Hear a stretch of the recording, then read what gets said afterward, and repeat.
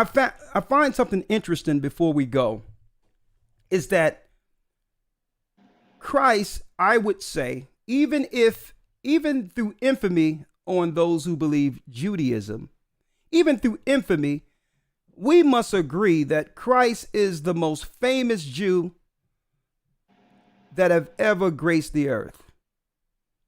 I'm talking about from a wide perspective and view from all people, not just Jewish people.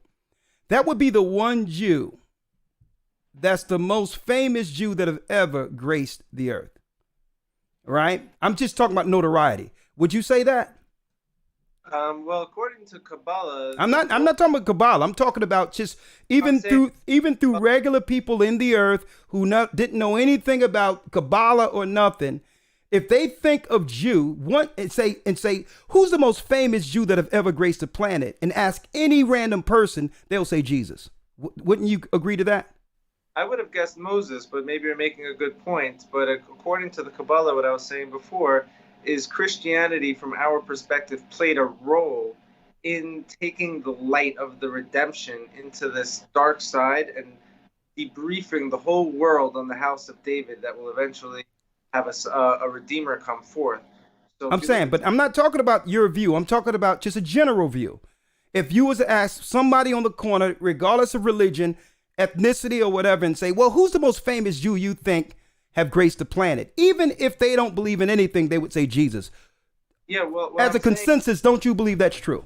Let's say that was the case, and I agree with you. I'm not the census master, but if that was what is reality, I would just add to that from our perspective, there's a very deep purpose of why that would be the case. Okay, well, even though there's a purpose, it's so. So let me ask you this. It seems like that famous Jew, which is the most famous, a matter of fact, it's through him, as an extension of me growing up as Christians, is why I revered and respected the Jews that I didn't know anything about religiously.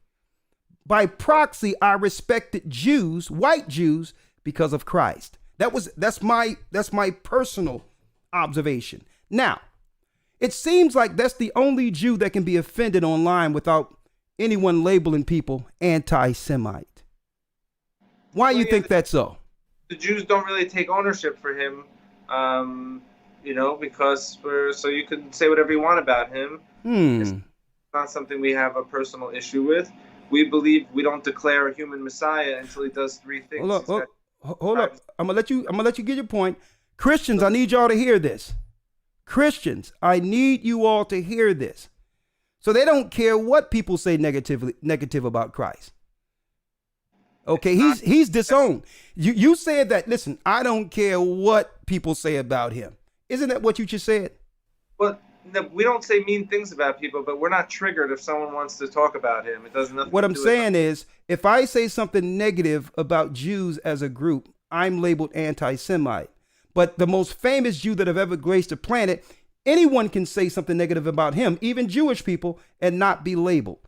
You don't see anything wrong with that? Absolutely not. There's every year for the last 2,000 years, there's been Jews whose books have been burned and kicked out of the community for not passing on what everyone heard from their father. So if someone deviated from what everyone heard from their father, it was just expelled from the community. You get kicked out. So I take it you could care less about Christ. I mean, I don't care about most things, but I love reality. Now I'm talking about Christ in particular. You don't really care about him like that, do you? I don't even know how you're supposed to care about him. He's a historical figure, one out of billions, but it seems that he played a role in disseminating information about the house of Israel and the gathering and the. Well, I'm gonna say this. Let me say this. The respect that Christians and myself in particular had for Jews as a group wasn't through our belief in Moses. I'm gonna say that it was because of Christ.